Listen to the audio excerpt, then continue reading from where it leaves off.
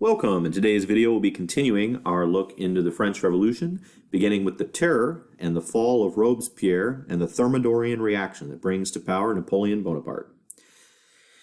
Robespierre, pictured here and seen here as the mob turns on him, made a fateful decision as head of the Committee of Public Safety in the midst of the terror in 1793 and 4, as there was this is the height of the French Revolution, where so-called enemies of the revolution, which included many members of the Third Estate, but also clergy and nobility, could wake up one morning, be accused of something by breakfast, on trial by lunch, and dead by dinner, as the mob, basically anyone accused of these types of crimes, being a, quote, enemy of the revolution, whatever that means, could be a victim and be beheaded by guillotine.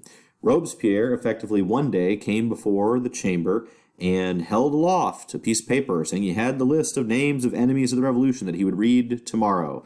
Well, everyone in the chamber felt a chill of panic go up their spine because no one had any way to know if they weren't on the list, because they all deep down knew there was no protection. Even if you were the most loyal revolutionary in the whole room, if Robespierre read your name, you would be dead by dinner. And so the next morning, when Robespierre rose and began to read the names, someone from the chamber shouted out that they accused him, Robespierre, of being the enemy, and everyone in the room joined in.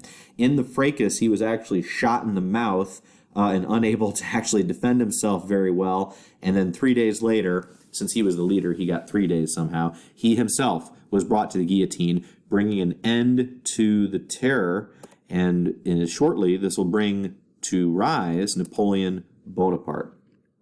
This is called the Thermidorian reaction. Reaction is like the opposite of being a radical or a revolutionary. Reaction means going the opposite direction of revolution, that basically the terror was the furthest to the left and furthest radical that the revolution could go, and so many in the middle had cooled on it. And so Thermidor was the name of the month in that new goofy French calendar that they had created when this reaction occurred. And so they established a directory, a sort of plural executive where no one person would have all the power. They abolished the Committee of Public Safety. Robespierre himself is dead. The Jacobin political club is discredited, and they avoid too much power in any one man's hands. However, they're still at war. Having a better system of government does not solve all of those problems. So who is Napoleon and where does he come from?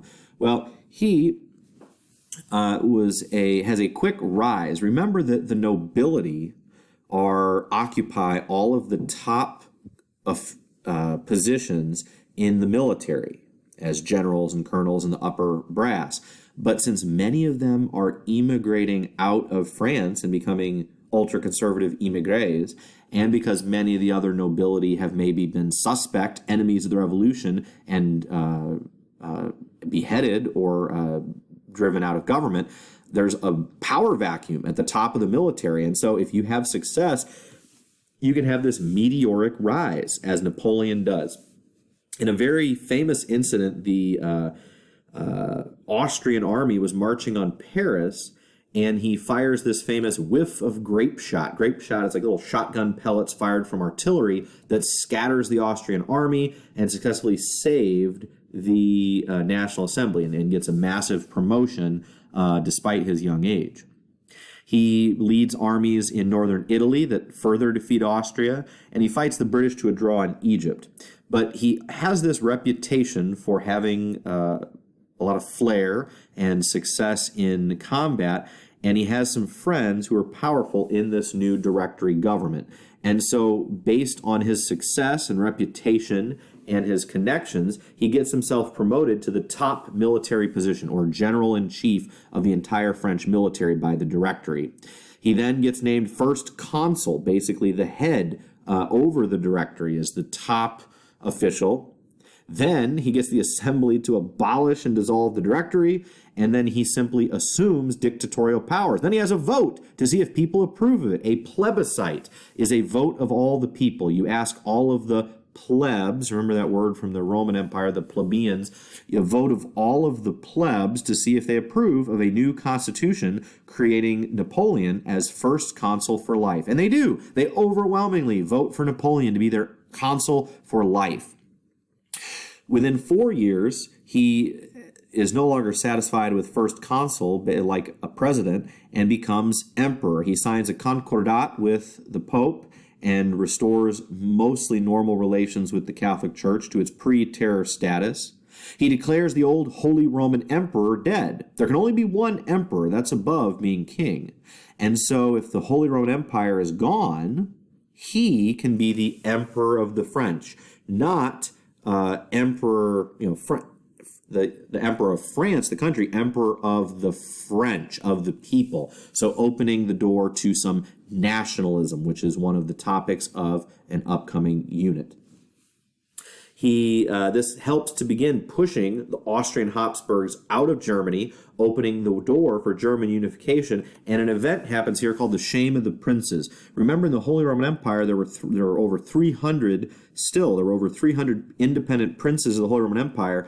What happens when Napoleon declares those old rules dead is that the 39 or so biggest countries in Germany gobble up the other 250 tiny ones, so that by the end of the Napoleonic Wars, only 39 German-speaking countries are left, whereas when the French Revolution started, there were over 300. And so that's considered shameful, because how does a prince become prince? Well, he inherits it from his father. He doesn't just take it from someone else's father. And so, princes were supposed to be above that and only taking the lands that were their due. And yet, when they had the chance, they just destroyed the birthright of 250 other princes and countries in Germany. What did Napoleon as ruler do? He's very famous, and the thing that outlasted him was the Code Napoleon, or the Napoleonic Code, a code of laws that led to a more balanced and fair tax system, a French national bank that would operate more like a reputable national bank along the British or American model, as opposed to the models that the King Louis, the Bourbons, had, where the bank kind of served as the king's private kitty. Established a series of public schools called lycees that would advance students based on merit and were not simply open to students based on their birth and their nobility, but did largely rule on the equality of all men, and notably absent is women, but notably absent is the old pre-revolutionary rules of the ancient regime, where you had all sorts of inequality based on the three estates. He attempts to build the French Empire back, attempts to reconquer Haiti, but as you'll read in the book, a slave revolt under Toussaint Louverture defeats the French army, and he gives up on the empire building. Also because the British Army prevents the British Navy, prevents the French from very successfully pursuing overseas empires. And it's very critical that at this moment is when Napoleon, remember that the French are claiming they still have an alliance with the United States dating back to the War for U.S. independence. They sell the entire Louisiana territory, including the very important city of New Orleans, to the United States in 1803. But Napoleon is perhaps also most famous for what are called the Napoleonic Wars. France is at war almost consistently for 26 years, from the fall of the Bastille until Napoleon's defeat at Waterloo.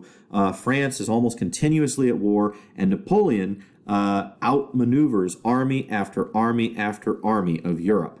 What do? Well, personally, he was a skilled general. This is before the era of long-firing rifled muskets, really, and so the sharpshooters were rare and were not very good. And so, even as the overall commander and emperor of the country, he would often still be at the front of his armies on a horse or near the front, leading his men with enemy armies very close by. Putting himself at extreme personal danger. But he was personally very skillful in war. There are many other kings and emperors and generals since then who would love to imitate Napoleon and would fall very far short because they did not have the actual military skill that he had. He imposed the levée en masse, or conscription, or drafting. Basically, all able-bodied Frenchmen were drafted into the French military, made their army very large.